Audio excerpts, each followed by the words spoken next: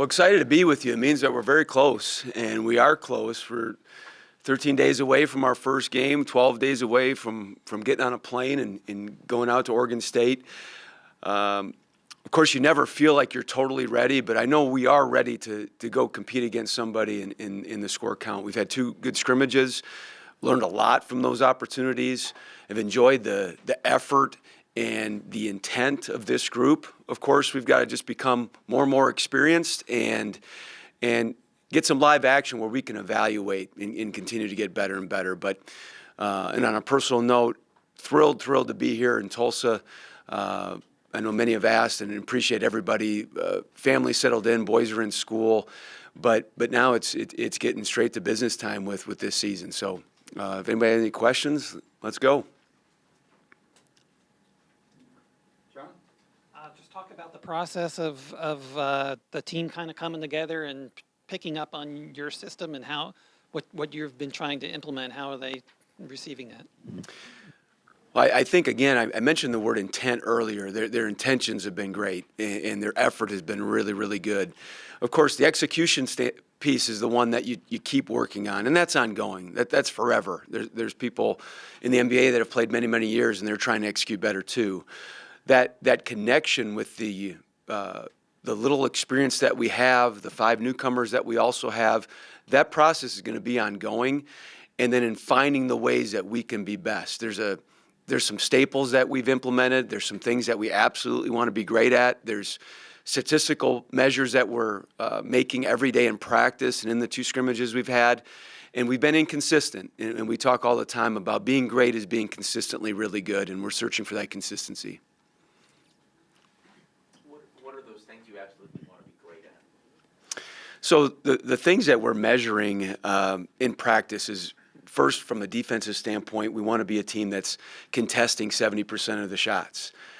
To do that, you've got to be able to take care of the basketball too. If you're turning it over, teams are getting easy shots, layups, open threes, and that's a surefire way not to contest shots. And then we want to be great on the glass on both directions. Even though we're not very big, we feel like there's things that we can control. Regardless of size, we can block out. Regardless of size, we can really crash on the offensive end and find extra ways to get more possessions. And those are the things that we're measuring most often. Of course, we want to be a high assist team and low turnover team as well.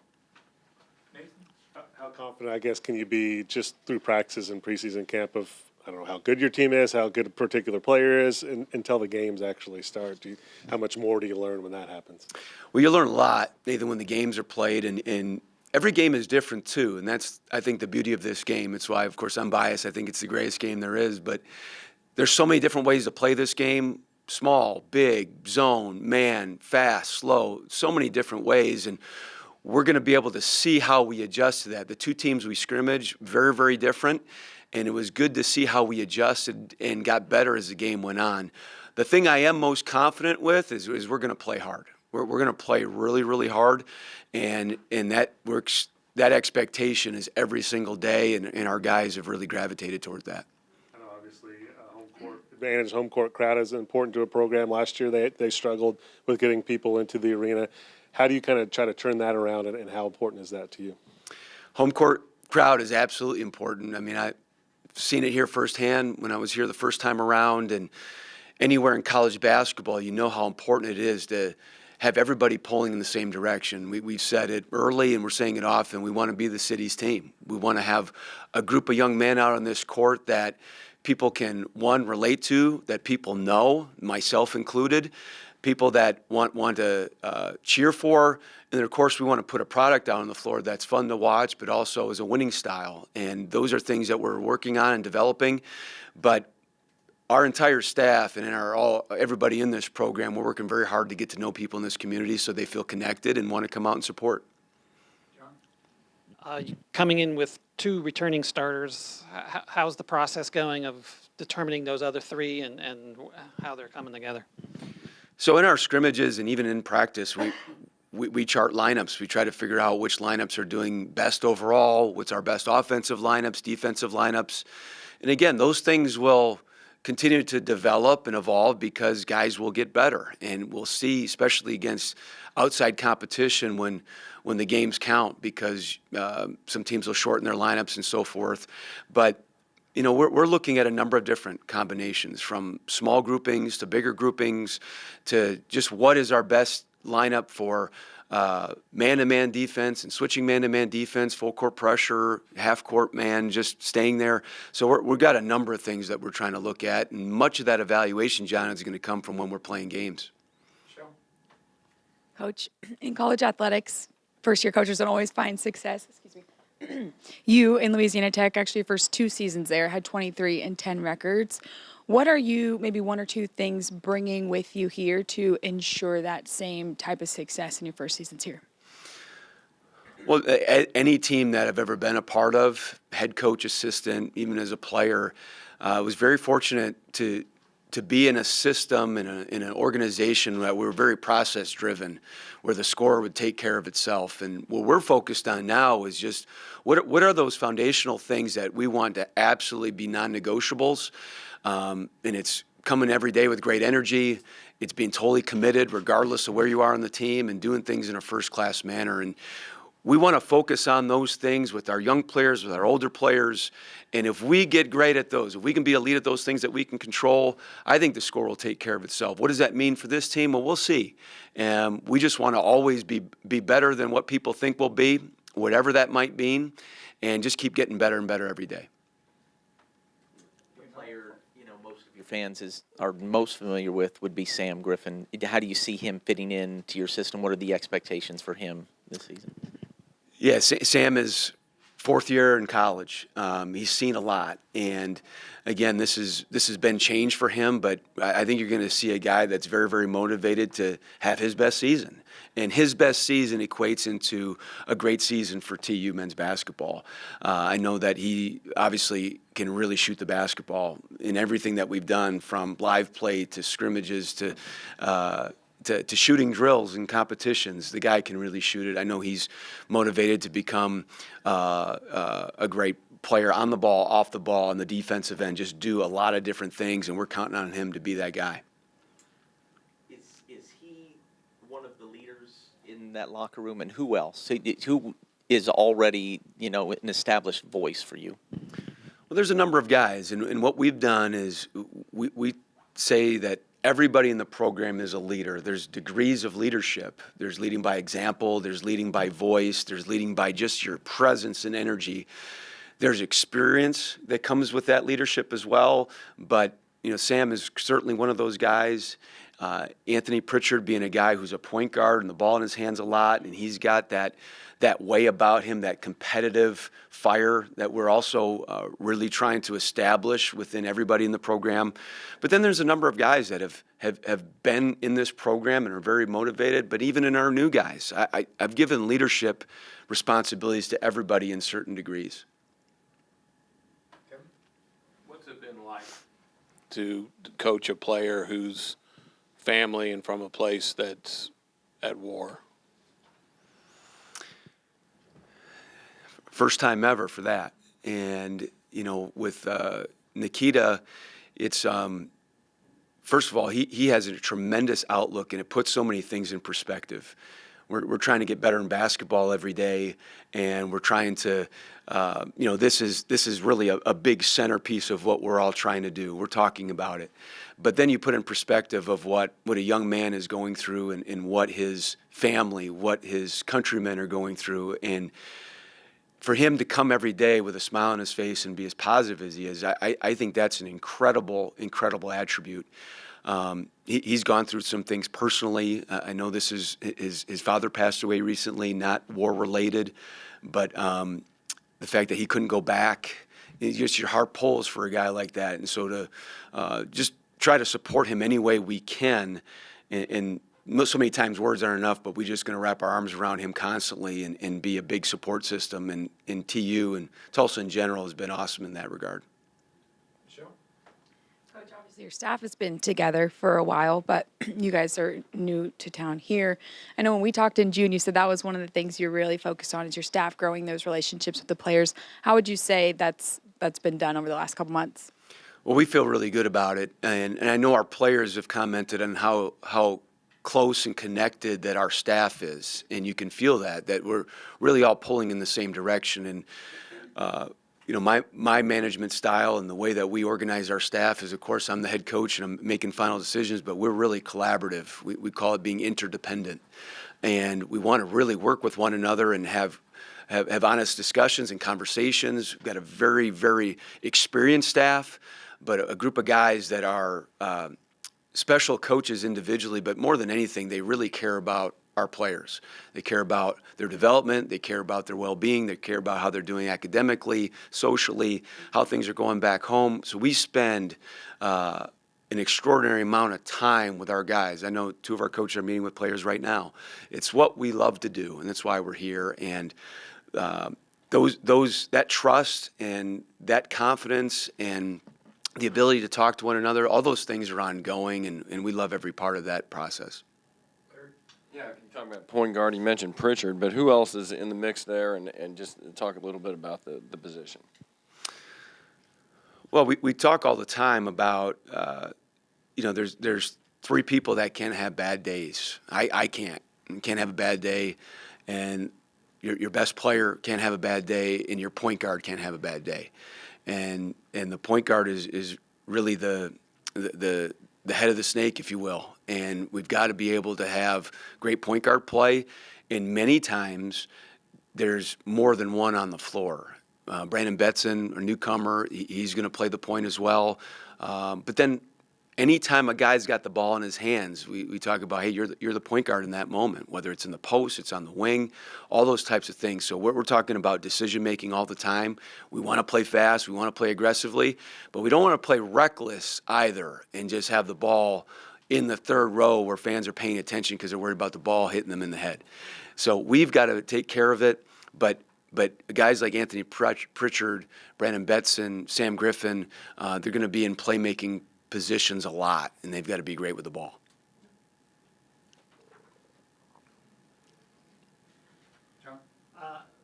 On social media, you've been naming a player of the week so far. Every last few weeks, I've noticed. I noticed this past week it was Tim.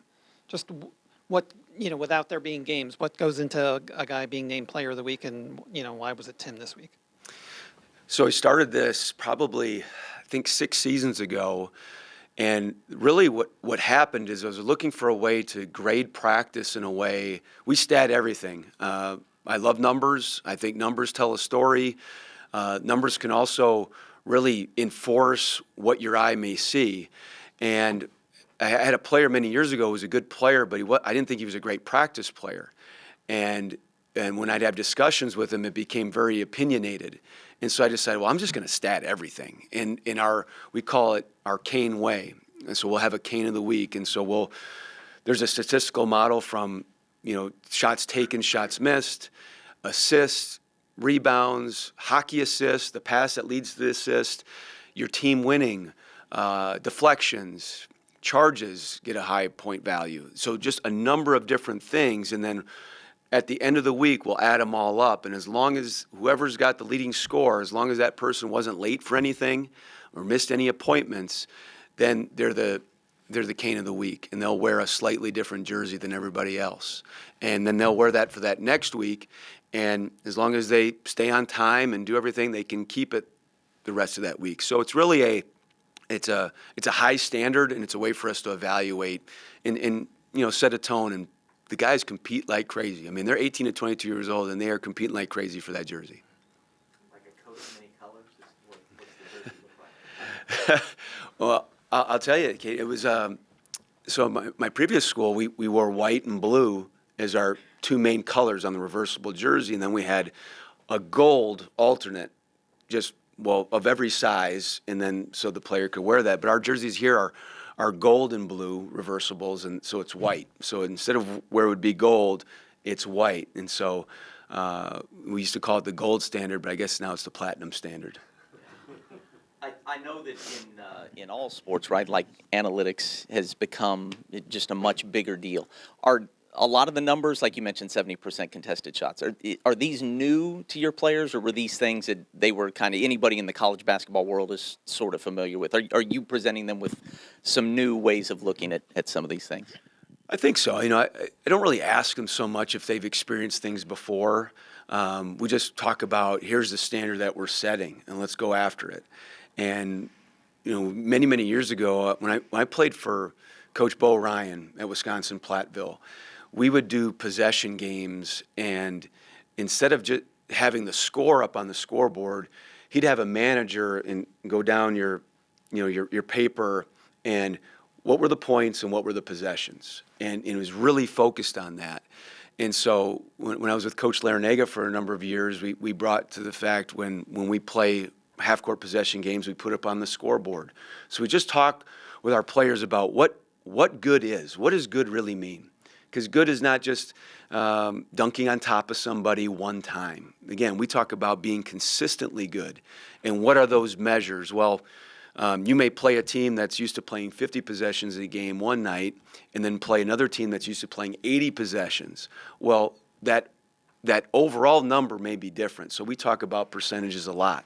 If we can get 77% of defensive rebounds, that'll put us top 20 in the country. If we'll get 36% of potential offensive rebounds, that'll put us top 20 in the country. If we turn it over 15% of the time, that'll put us top 20 in the country. Now, those are lofty goals, and if we do all three of those things every night, we're going to be in great shape. But I do think that there's a level of things that we can control in those three stats on top of contest percentage that we calculate ourselves. And I guess a better way of asking what I meant to say is, do you see them like getting that and responding to it? Like a light goes on and they're striving for those things in a way that, you'd like to see. Well, we've seen measurable improvement, so I'd like to say yes. Now, again, improvement's never in a straight line. I mean, there's our first scrimmage, we rebounded it great, and the second scrimmage, not so much, and then, we gotta keep building up. But I think the stats can get a little bit lost sometimes on the overall. We're early in it, but we have post-game reports and presentations for our team every single game, and they'll just hear it over and over and over again of what standard that we want to try to achieve. Coach, size obviously is important, maybe not so much in certain situations, but, you have Nikita's good size, you have Tim Dalger, who's got decent size, and then you have two young guys that are, obviously with some size in Charles and Brian. And then everybody else kind of like that swingman type size. So how do you view that, and are you concerned about it?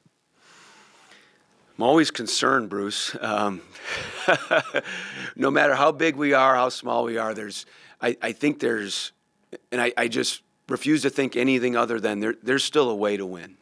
There's ways to lose too. And we've got to be able to maximize what we have. I've had teams in the past that were huge, and there's certain things that concern you with that. But there's no question. I think the number one thing you think of size is how are we going to defend and rebound by the basket? And we've got to find different ways of doing that. It could be doubling the post. It could be doubling it big to big from the guard. Like, we're looking at a number of different things. We're looking at playing with a certain level of tempo to try to make sure that an opponent's size has to guard us and is put in a tough position too. So, and then of course we've got to play bigger than what we are, and we're asking that. A guy like Sterling Gaston Chapman, he has caught our eye with just how aggressive and intense that he's been. He has been a person who is attacking the glass with an incredible amount of intensity. And those are the types of things that we want to just continue to become contagious among our group and play bigger than what we are. And did you find so far in practice, you talked about intent and then intensity. Is that something that you may hang your hat on, the scrappiness, of this team, especially defensively? Yes, and that needs to be. Again, we're looking to build a program, and a program that has staying power, a program that there are certain characteristics that, regardless of team, you just see every year. And we talk about being gritty, nasty, and tough. We want to be great guys outside the lines, but inside the lines have a grittiness where there's a passion and a perseverance that our fans can feel. but then also just that toughness that you know that comes from being a team that's really together, and then just downright nasty. So it's kind of a way to say three words that really complement one another and emphasize how we want to be.